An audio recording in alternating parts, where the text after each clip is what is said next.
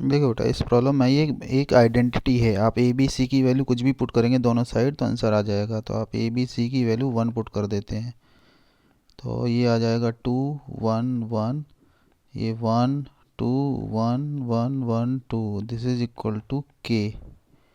तो उसको ओपन कर दीजिए तो कितना आ जाएगा 4 -1 -1 2 -1 +1 1 -2 इज इक्वल टू के। तो 3 × 2 6 -1 इक्वल टू के, तो के आ गया 4 होगा। ठीक है, एक आइडेंटिटी है, ये एक्सपेंशन ऑलरेडी लिखा हुआ है कि इसकी वैल्यू के ए बी सी के बराबर है, तो आप ए बी सी की वैल्यू कुछ भी पुट कर दीजिए, आपका आंसर आ जाए। ठीक है, फर्स्ट प्रॉब्लम हो गया। नेक्स्ट देखते हैं क्या लिखा है। A B C equilateral triangle है, the coordinate of the two vertices of given है, टू वर्टिसेस गिवन है, तीसरा वर्टेक्स हमें निकालना है, थर्ड वर्टेक्स क्या होगा। तो 1,3 है, ये है -2,7, तो मिड पॉइंट कितना आ जाएगा, ये आ जाएगा -12, 10/2 दैट इज 5।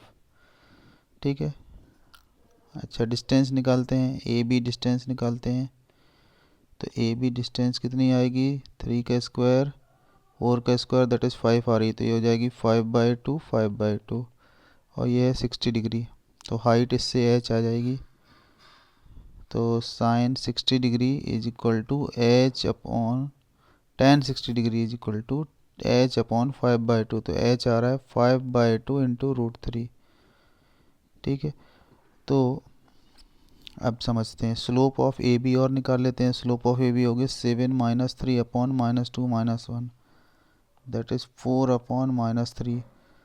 तो हमको ये सी के कोऑर्डिनेट हमें निकालने हैं सी एम, तो स्लोप ऑफ सी एम कितना होगा, तो ये हो जाएगा 3/4।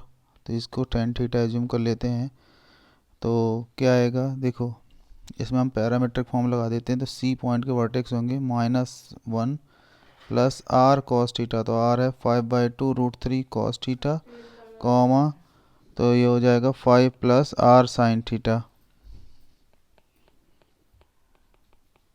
ठीक है, tan थीटा है 3/2, तो ये क्या हो जाएगा -1/2 प्लस 5 √3/2 साइन थीटा होगा, ट्रायंगल बना लेते हैं, साइन थीटा होगा 3/5, कॉस थीटा होगा 4/5।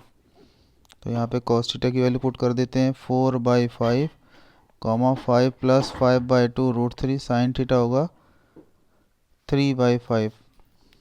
ठीक है, तो इसको सिंप्लीफाई करिए, आपका आंसर आ जाएगा। इसी तरह से एक सी के कोऑर्डिनेट यहाँ डी पॉसिबल है, तो डी को क्या होगा, तो डी के कोऑर्डिनेट होगा -12 -5 √3/2 इंटू 4/5, कॉमा 5 -5/2 इंटू √3 इंटू 3/5। ठीक है, इसको सिंप्लीफाई कर लीजिएगा, आपका आंसर आ जाएगा।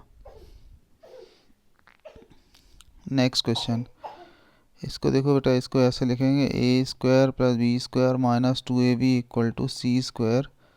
तो ये हो जाएगा a - b का whole square - c² = 0। So a - b + c और a - b - c = 0। तो ये दो कंडीशंस आ रही हैं, जब ये होगी, जब ये वाली कंडीशन होगी तो दिस लाइन विल, इसको कंपेयर करेंगे तो x आ जाएगा 1, y आ जाएगा -1, तो ये होगा फिक्स पॉइंट। इस तरह से a - b - c होगा, तो -a + b - c + 0। इसको इसके साथ कंपेयर करेंगे तो x आ जाएगा -1, y आ जाएगा 1, तो ये दो फिक्स पॉइंट्स है। Basically this is represent two set of family of lines, और दोनों के फिक्स पॉइंट है, एक के फिक्स पॉइंट है 1, -1, दूसरे का -1, -1। ठीक है, next 6, determinant of adjoint of A का डिटरमिनेंट और डिटरमिनेंट ऑफ 2ab की पावर -1।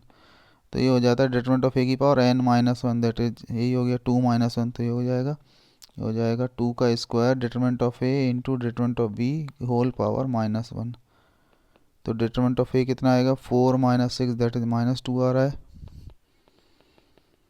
और डिटरमिनेंट ऑफ बी कितना आएगा 6 - 4 दैट इज 2 आ रहा है। तो ये वैल्यू पुट कर देते हैं, तो 4 इंटू -2 इंटू 2 होल पावर -1, तो ये आ रहा है -2/16 दैट इज़ 1/8 आ रहा है। ठीक है, आई होप आपको सब कुछ समझ में आया होगा। बेसिक क्वेश्चंस हैं, कोई ज़्यादा एप्लीकेशन वाले क्वेश्चन नहीं है।